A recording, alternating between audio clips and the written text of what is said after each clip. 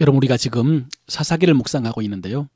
사사기는 이스라엘 백성들이 이방인의 손에 압제당할 때 하나님께서 사사를 세우셔서 이스라엘 백성들을 구원하신 내용입니다.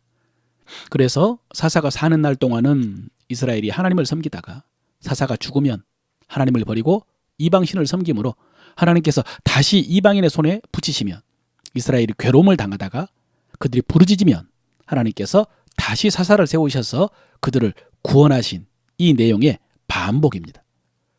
지금 우리가 살펴보고 있는 부분은 사사기 초기입니다. 아직 사사는 한 명도 등장하지 않았습니다. 오늘 이 말씀 속에 왜 이스라엘 백성들이 이런 고통을 당하게 되는지 그 원인이 나옵니다. 가장 실제적이고 직접적인 원인은 그들이 가나안 족속들을 다 쫓아내지 못했기 때문입니다. 가나안 족속이 강하게 저항했기 때문에 쫓아내지 못했고, 그래서 그들과 공존하다가 나중에는 그들에게 노역을 시키면서 공생하기 시작했고요. 나중에는 그들의 딸을 맞아 아내로 삼으며 자기 딸들을 그들의 아들들에게 주고 또 그들의 신들도 섬겼더라 그랬습니다. 가나안 족속들에게 노역시키다가 농사하는 법을 배우다가 결혼도 시키고 그러다가 그들의 신을 섬기게 된 것입니다. 그런데 오늘 본문에는 신학적인 원인이 나옵니다. 이스라엘 백성들이 여호수아가 살아있을 때는 하나님을 잘 섬겼고 여호수아가 죽은 후에도 어느 정도까지는 여호와를 섬겼다고 했습니다. 언제까지냐? 오늘 7절에 백성이 여호수아가 사는 날 동안과 여호수아 뒤에 생존한 장로들, 곧 여호와께서 이스라엘을 위하여 행하신 모든 큰 일을 본 자들이 사는 날 동안에 여호와를 섬겼더라 그랬습니다. 여러분, 이것이 신학적인 키포인트입니다. 여호와께서 이스라엘을 위하여 행한 큰 일을 본 자들, 이것이 비결입니다. 지금까지 여호와를 섬길 수 있었던 비결입니다. 반대로 이것이 실패의 원인이기도 합니다. 여호와께서 이스라엘을 위하여 행하신 일을 알지 못했다면 여호와를 섬길 수가 없다는 것이죠. 그래서 오늘 본문 속에 여호수아의 세대가 있습니다. 여호수아와 함께 하나님이 행하신 일을 본 세대를 여호수아 세대라고 합니다. 그런데 그 후에 일어난 세대가 있습니다. 다른 세대라고 했습니다. 하나님이 행하신 일을 보지 못한 세대입니다.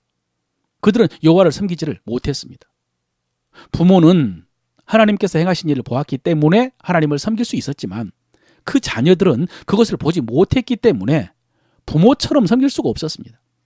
흉내는 낼 수 있었지만 그 부모가 떠나고 나면 약해질 수밖에 없기 때문입니다. 그래서 여러분, 하나님께서 지키라고 주신 것이 절기입니다. 10번째 재앙과 출애굽의 밤을 재현했던 그 유월절, 무교절, 시내산 언약을 재현한 77절, 광야 40년을 재현한 초막절, 이런 절기를 지킴으로 그 사건을 직접 경험하지 못한 세대들에게 그 구원과 은혜를 공유할 수 있도록 해주어야 되는데, 그런데 그러지 못했기 때문에 후손들은 그 세대가 되지를 못하고 여호와를 모르는 다른 세대가 되어버린 것입니다.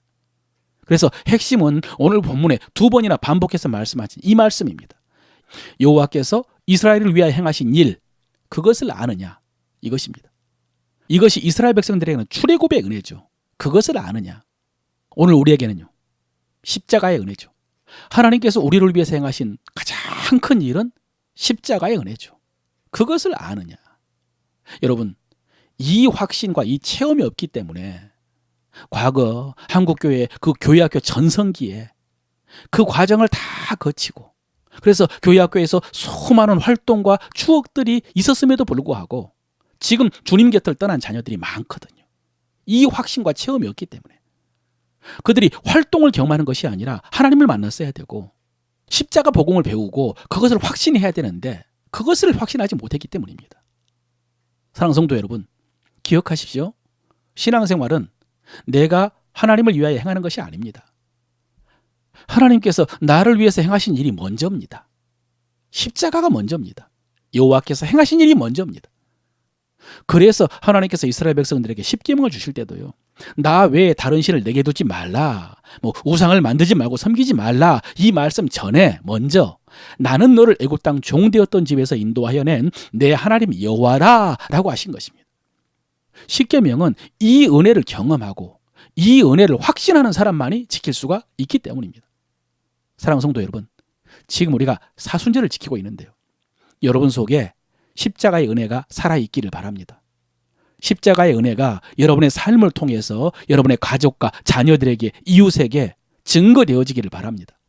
그래서 그들이 여러분을 통해서 십자가의 은혜를 알고 십자가 복음을 알고, 그래서 그들이 다른 세대가 아니라 십자가 세대가 되어서 생명과 믿음의 유산을 이어갈 수 있게 되기를 바랍니다. 오늘 말씀을 통해서 우리가 다시 한번 입술로 고백할 우리 믿음의 도리입니다. 십자가는 하나님께서 우리를 위해서 행하신 가장 놀라운 일입니다. 십자가는 하나님께서 우리를 위해서 행하신 가장 놀라운 일입니다. 하나님의 독생자 예수님께서 십자가를 지심으로 하나님의 은혜와 사랑을 증거해 주셨습니다. 하나님의 독생자 예수님께서 십자가를 지심으로 하나님의 은혜와 사랑을 증거해 주셨습니다. 이제 내가 육체 가운데 사는 것은 이 은혜와 사랑 위에 사는 것입니다. 이제 내가 육체 가운데 사는 것은 이 은혜와 사랑 위에 사는 것입니다.